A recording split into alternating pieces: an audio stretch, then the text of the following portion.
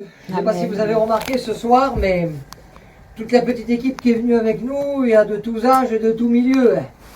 Il y a des jeunes, des plus vieux, etc. Bon, je veux dire que c'est pas tellement une question d'âge, l'évangile. Et puis chacun avait des contextes de vie différents.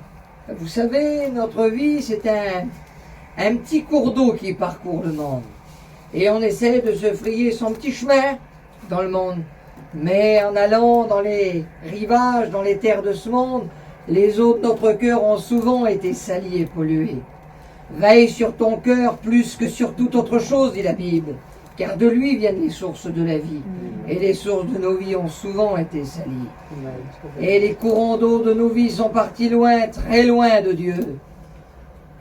Je crois que, quelle que soit la distance que nous avons parcourue, Dieu est assez puissant pour détourner le cours d'eau, lui, et pour le faire passer près de la croix où son Fils mourut pour chacun d'entre nous.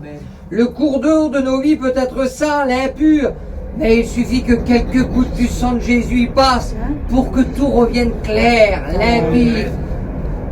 Il n'existe rien de plus puissant au monde que le sang du Seigneur. Vous savez, on connaît tous cette histoire.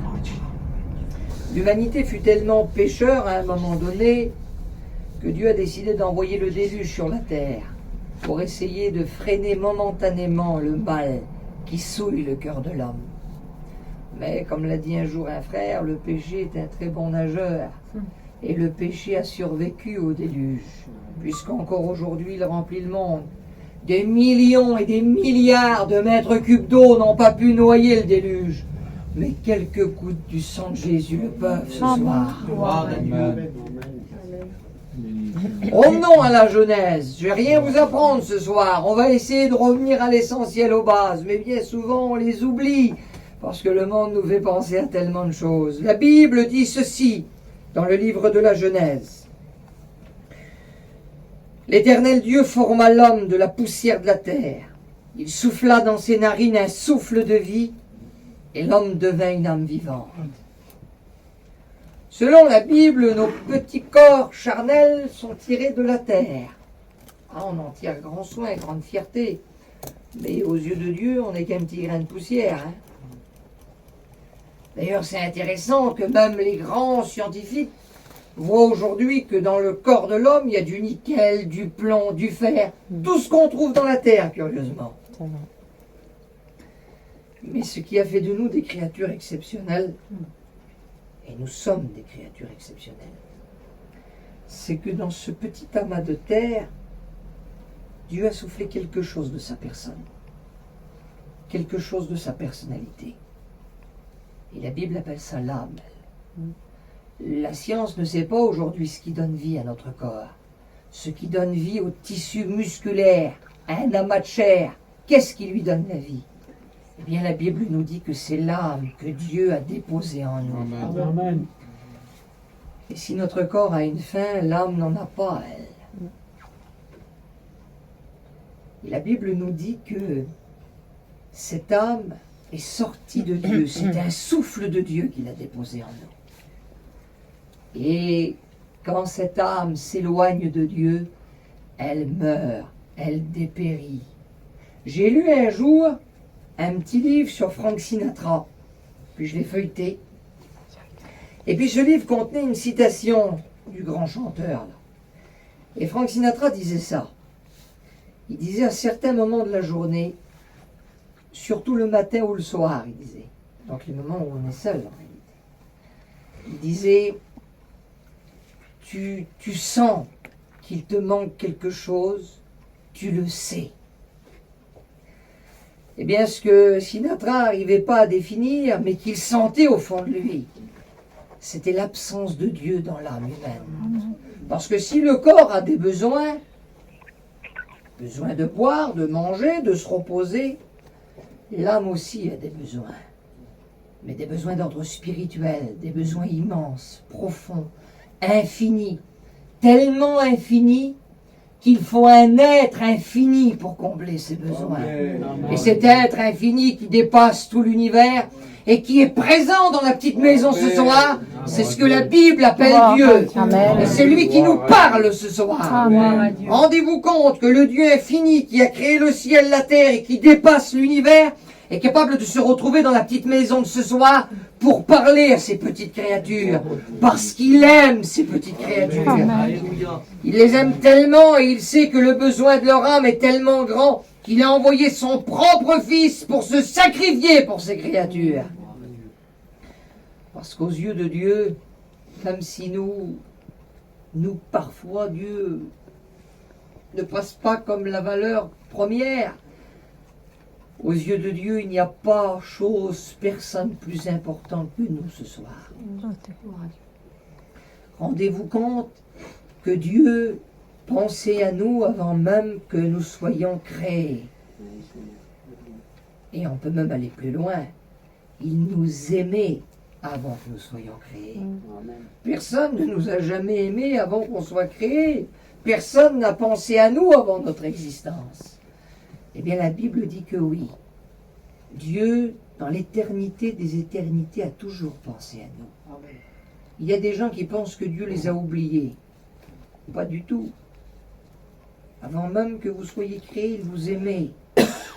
Parce que chaque seconde, le cœur de Dieu bat pour chacun d'entre nous. Alléluia. Il nous porte sur son cœur. Quelqu'un a dit un jour, si la mer ce serait de l'encre, si le ciel ce serait un parchemin, et si toutes les feuilles des arbres ce seraient des plumes, ce serait encore trop petit pour décrire l'amour de Dieu. Le péché, c'est la deuxième force la plus puissante au monde. Une seule chose le dépasse, l'amour de Dieu pour chacun d'entre nous. Amen. Sur la terre, notre corps a une espérance de vie limitée, mais pas notre âme. Cependant, le petit peu de temps qu'on passe sur la terre, c'est le temps que Dieu nous a donné pour faire un choix. Dieu fera en sorte que tout au long de notre vie, sa grâce, son amour, son sacrifice nous seront proposés. Il fera en sorte que des chrétiens prient pour nous, comme on l'a écouté ce soir. Il fera en sorte que la Bible soit à notre portée pour qu'on puisse la lire. Mais personne au monde prendra la décision à notre place. Vous savez, Dieu est capable de prendre chacun d'entre nous ce soir et de nous faire plier comme des petits morceaux de bois. Personne lutte face à Dieu. La Bible dit, et c'est un de mes versets préférés dans la Bible, il n'y a ni sagesse, ni conseil, ni intelligence en face de Dieu. Ça veut dire qu'on n'apprendra rien à Dieu. Dieu, lui, peut nous apprendre des choses, à condition de se mettre dans la peau de l'élève face au maître. Il pourrait faire plier chacun d'entre nous. Mais Dieu, l'être le plus puissant de tout l'univers, qui dépasse même ce qu'on peut comprendre, a décidé que devant la volonté humaine, il n'allait rien faire du tout. Dieu a décidé que chacun d'entre nous sera le maître de sa propre existence. Il nous a donné une âme et il nous a donné la possibilité d'en faire ce que l'on veut. On peut prendre notre âme et l'éloigner le plus possible de Dieu. On peut prendre notre âme et la faire tourner autour des réunions sans jamais laisser le plan de Dieu entrer dans son cœur. On peut faire cela. Mais le seul qui en souffrira, c'est nous, frères et sœurs. Dieu, lui, sans nous, reste Dieu et il se débrouille très bien sans nous. Par contre, nous, sans lui, on est perdus. Et ça, il faudra en prendre conscience. C'est le sens même de la parole de Jésus. À quoi servirait-il à un homme de gagner tout le monde s'il perdait son âme? Ou alors Jésus va poser cette deuxième question. Que donnerait un homme en échange de son âme? Alors je vous pose la question pour ce soir. À combien vous estimez votre âme? C'est une question qui peut paraître un peu bizarre. 1 million? 1 milliard? Tous les châteaux du monde? On est bien d'accord que notre âme vaut beaucoup plus que ça. Elle n'a pas de prix, notre âme. Elle vaut cher, notre âme. Elle vaut tellement cher que pour pouvoir un jour lui faire passer les portes du ciel, un homme innocent a dû mourir à cause de notre âme. Amen. Parce qu'à ses yeux, notre âme valait cher, qu'il l'aimait plus que tout, et qu'il était prêt à donner sa vie pour la nôtre. C'est quand même malheureux de constater que notre âme vaut parfois bien peu à nos yeux. Un jour, un homme était parti faire fortune en Amérique, je crois. C'était un jongleur, il a bien gagné sa vie.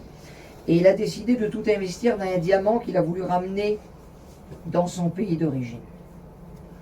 Et puis sur le bateau, il a commencé à jongler avec quelques fruits qui étaient là pour émerveiller l'auditoire. Puis il a dit, écoutez, je vais vous étonner encore plus, je reviens. Et il est allé chercher dans sa cabine le diamant dans lequel il avait investi toute sa fortune.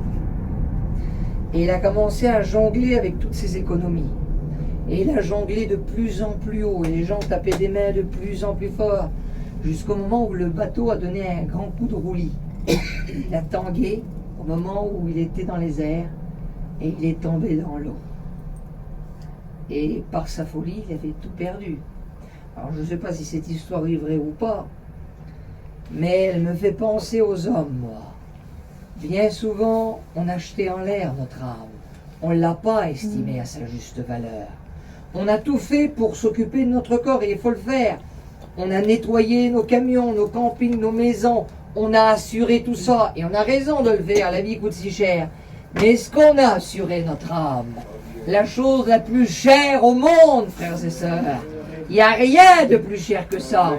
Un camion, s'il brûle, on pourra le changer, mais une âme, on n'en a qu'une seule. Dieu ne nous en a donné qu'une seule. Prenons garde de ne pas la perdre, frères et sœurs. C'est le prophète Jérémie qui disait dans son livre, « Ainsi parle l'Éternel, prenez garde à vos âmes. »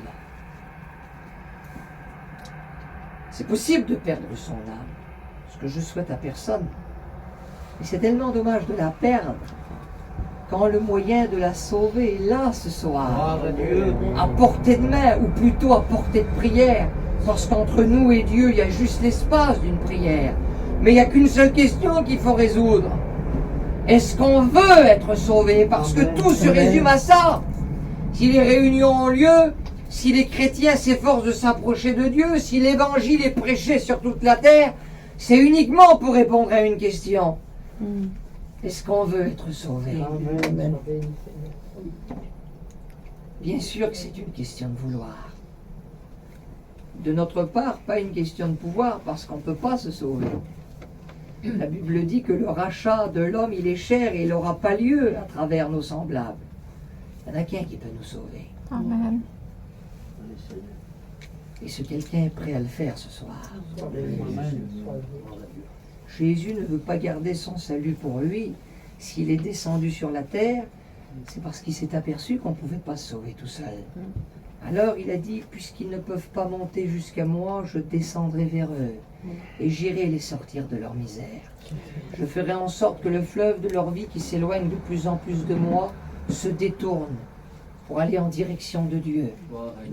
Vous savez, l'endroit le plus sûr pour notre âme, c'est pas le coffre-fort de la Banque de France. L'endroit le plus sûr du monde, c'est pas l'abri antinucléaire des États-Unis.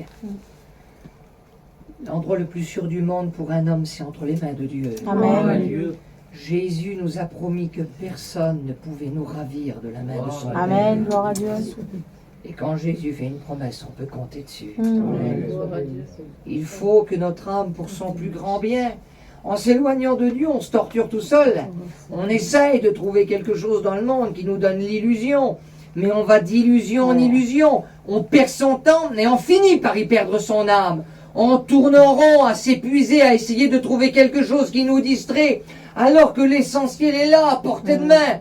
Vous savez, un poisson en dehors de l'eau, il s'agite, il bouge, mais il est en train de mourir. On peut s'agiter beaucoup dans le monde en étant en train de mourir. La paix, la joie, le calme, le bonheur, Amen. le confort intérieur, le repos éternel, ça se trouve entre les mains de Dieu. Amen. Il faut laisser Dieu s'emparer de notre âme, ou plutôt il faut la lui donner. Et quand une âme passe entre les mains de Dieu, il la guérit du mal intérieur qui l'arrange. Il lui ôte le péché qui le souille, qui lui fait mal, qui le fait l'éloigner de Dieu et ne penser qu'à la terre. Il braque ses regards vers le ciel, le royaume éternel qui ne passera pas. Trop souvent nous avons regardé ici-bas. Et le diable voudrait tout faire pour qu'on regarde la terre, parce que le diable sait très bien qu'elle sera détruite un jour. Dieu voudrait qu'on regarde au ciel, parce que si le monde passe, et sa convoitise aussi, celui qui fait la volonté de Dieu demeure éternellement. Amen. Voilà à quoi Dieu veut nous conduire. Un royaume qui n'aura pas de fin. L'éternité, la sécurité pour notre âme existe, mais il faut que notre âme passe entre les mains de Dieu, qu'il la soigne, qu'il y fasse entrer sa présence. Parce que ce qui manque à notre âme, c'est pas un plus grand confort matériel, c'est même pas nos familles. Béni soit Dieu pour nos familles. Mais on a connu des gens qui étaient entourés de leur famille, entourés de biens matériels, et qu'on souhaitait la mort. Pourquoi? Parce qu'ils sentaient que quelque chose leur manquait. C'est pas quelque chose qui vous manque, c'est quelqu'un. Et ce quelqu'un, c'est Jésus. Amen. Gloire à Dieu. C'est Dieu qui a créé notre âme. Et quand on retourne vers lui, on retourne vers ce pourquoi on a été créé. On n'a pas été créé pour gagner des sous, nous. Il faut gagner sa vie. Mais c'est pas pour ça que Dieu nous a créés. On n'a pas été créé pour manger, pour boire. Dieu nous donne une nourriture, il faut en profiter, mais c'est pour autre chose. Quelque chose de plus noble, de plus élevé, de plus profond, de plus infini.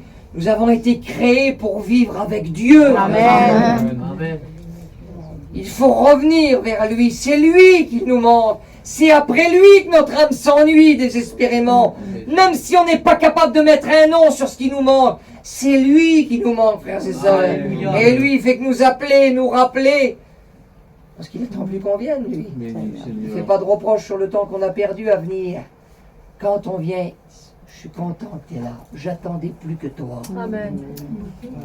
Chacun d'entre nous compte ce soir aux yeux de Dieu. Chacun d'entre nous a de la valeur aux yeux de Dieu.